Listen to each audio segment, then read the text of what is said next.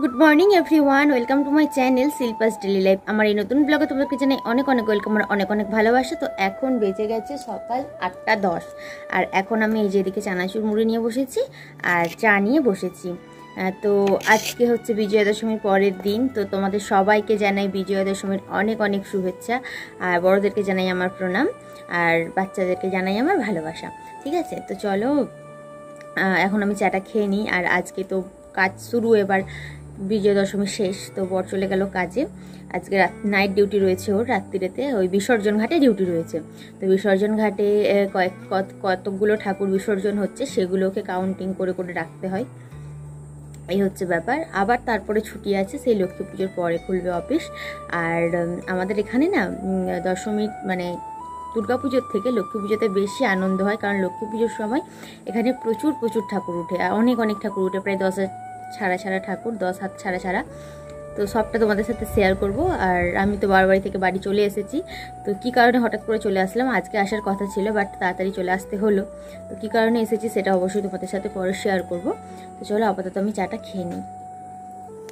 তো আজকে বাপি বললো কি একটু চপ নিয়ে আসবো, আমি বললাম হ্যাঁ নিয়ে আসো। তো বাপি চপ নিয়ে এনে দিয়েছে, সেটা দিয়ে এখন আমি শশা দিয়ে চাট করে মুড়ি খেয়ে নিচ্ছি, যেহেতু একটু বেলাও হয়ে গেছে। আর এদিকে কিন্তু আমি রান্নাবান্নাটাও কমপ্লিট করে নিয়েছি। আমি রান্নাবান্না কমপ্লিট করে তারপর টিফিন করতে বসি প্রত্যেক দিনের মতো। এই যে ডিমের ঝোল বানিয়েছি, মানে ভেজে তারপর ঝোল, আর এদিকে করেছি আজকে বাঁধাকপির তরকারি।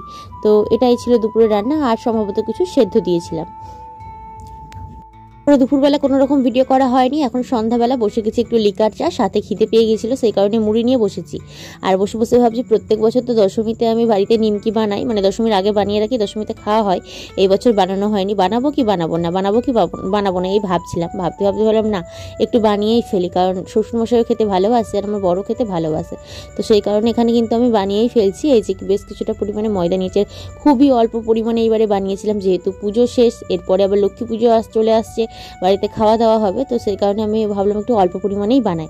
তো একটু আমি লবণ দিয়ে দিয়েছি, আর একটু বেশি পরিমাণে লবণ দিয়েছি ময়দার মধ্যে, একটু জোয়ান দিয়েছি, কালো জিরে দিয়েছি, আর একটু খাবার সোডা দিয়েছি আর কি, বেকিং সোডা। তো এটা দিয়ে দিলাম, দিয়ে এটাকে ভালোভাবে তেল দিয়ে একটু ময়াম দিয়ে নেব, সাথে কিন্তু আমি একটু ঘিও দিয়েছিলাম। তো চলো এটাকে আমি মাখিয়ে নিই, মাখিয়ে তারপরে লেচি কেটে তারপরে বেলবো আর ভাজবো।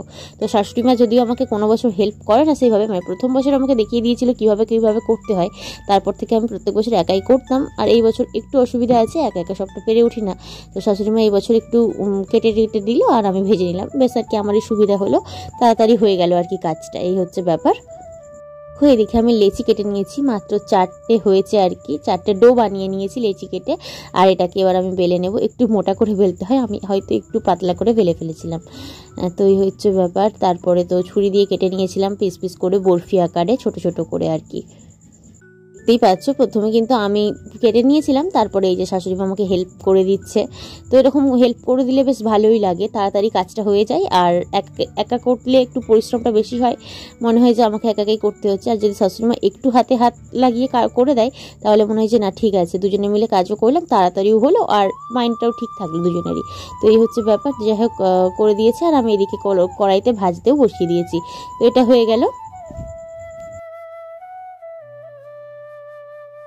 তো বন্ধুরা এখন কিন্তু বেজে গেছে রাত্রি 9:30, রাত্রের ডিনার নিয়ে বসে গেছি। দেখো আজকে বানিয়েছি পরোটা, এদিকে গাজর আলু ভাজা করেছি, আর নিয়েছি 3 রকমের মিষ্টি। একটা হচ্ছে আছে সীতাভোগ, আছে দানাদার, আর আছে মিহিদানা। তো 3 রকমের মিষ্টি নিয়েছি, কারণ কি 3টে মিষ্টি 3 জনদের, মানে একটা হচ্ছে আমার বড় জায়দের বিজয়ার প্রণামের মিষ্টি, একটা হচ্ছে মেজো জায়দের, আর একটা হচ্ছে আমাদের। তো চলো এই সমস্ত কিছু দিয়ে আজকে রাতের ডিনারটা কমপ্লিট করে নিই। চলো আজকের মতো ভিডিওটা আমি এখানে শেষ করছি, ছোট্ট একটি ভিডিও তোমাদের সাথে শেয়ার করলাম। কেমন লাগলো জানিও, যদি ভালো লাগে তাহলে লাইক করো, কমেন্ট করো, আর চ্যানেলটিকে সাবস্ক্রাইব করে আমার পাশে থেকো।